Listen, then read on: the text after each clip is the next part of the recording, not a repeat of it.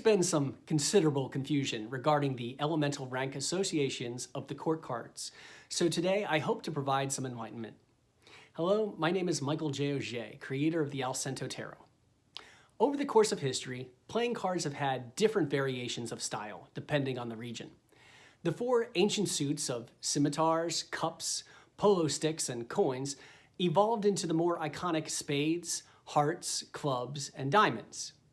As cards started being used for divination, the four suits were linked with the four elements, but we can only guess which correspondences were used by the early fortune tellers. Sometime in the early 15th century, the tarot was created. We took a step backwards into using the original suit symbols, swords, cups, wands, and discs, as well as a big step forward, adding a fifth suit of triumph cards, with even more elaborate images full of esoteric symbolism.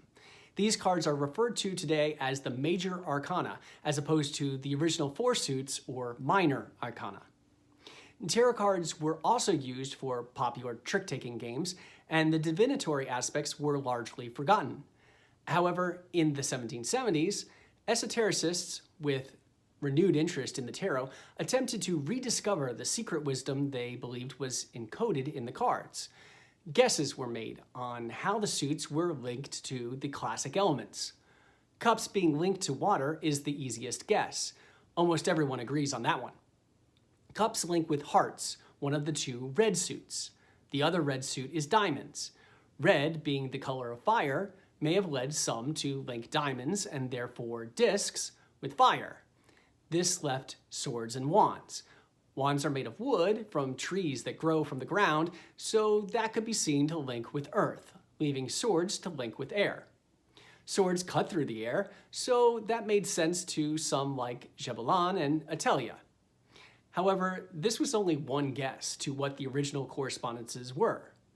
Cups for waterworks, but wood wands are like fire torches that could also be used as firewood, whereas diamonds are dug out of the earth.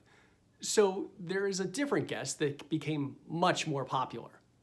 Diamonds, or discs, were linked to earth, and wands were linked to fire.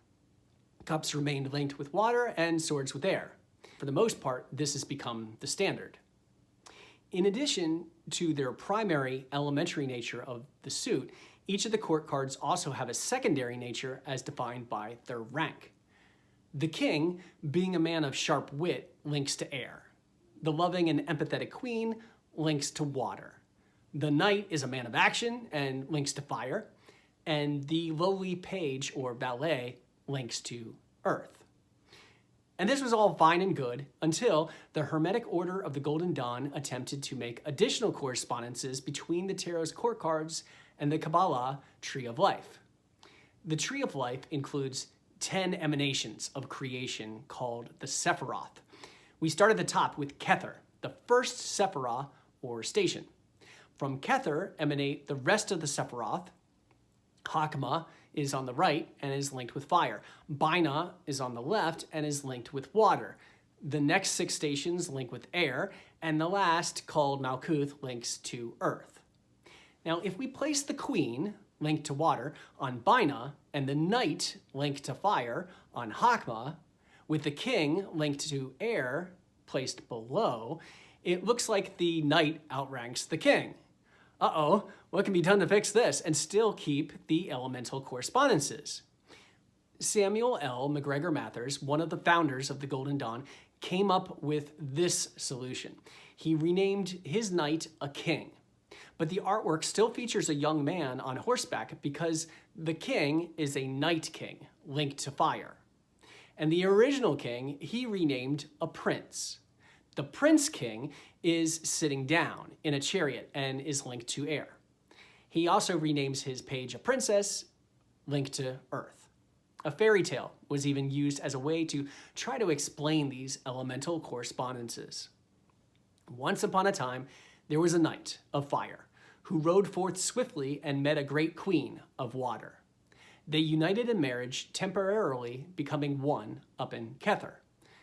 The knight, in his passion, shot forth his seed and then slept. The queen, receiving this seed, became reflective, for she had conceived. She was delivered of twins, the prince of air and the princess of earth. The prince was seen as having the best qualities of his two parents and was thus given the greatest and most central part of their kingdom to rule. The princess, however, was most misunderstood and was banished, exiled to the lowest part of the world, the material kingdom of Malkuth. The prince never forgot her and longed to be reunited. The princess, however, being so far from home, or the divine, forgot who she was and slept for a long time. This means she became unspiritual. One day, she woke and discovered that the prince, our higher self, remembered and longed for her, our lower self, and had ridden forth to meet her. The prince wakens the princess with a kiss, or possibly more, depending on who's telling the tale.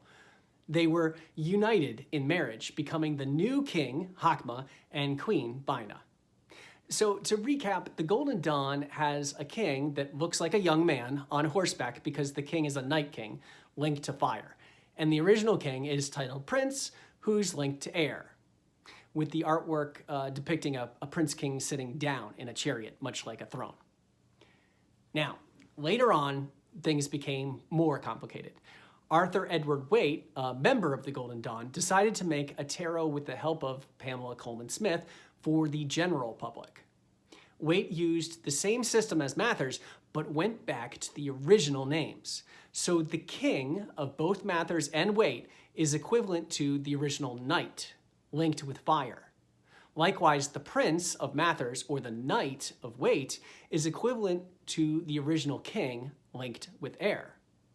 A lot of this was purposely confusing to protect the Golden Dawn's secrets from the uninitiated. Then Aleister Crowley, another member of the Golden Dawn, decided to make a tarot with the help of Lady Frida Harris. Crowley, unlike Mathers and Waite, did not see himself bound to the old oaths of secrecy and subterfuge.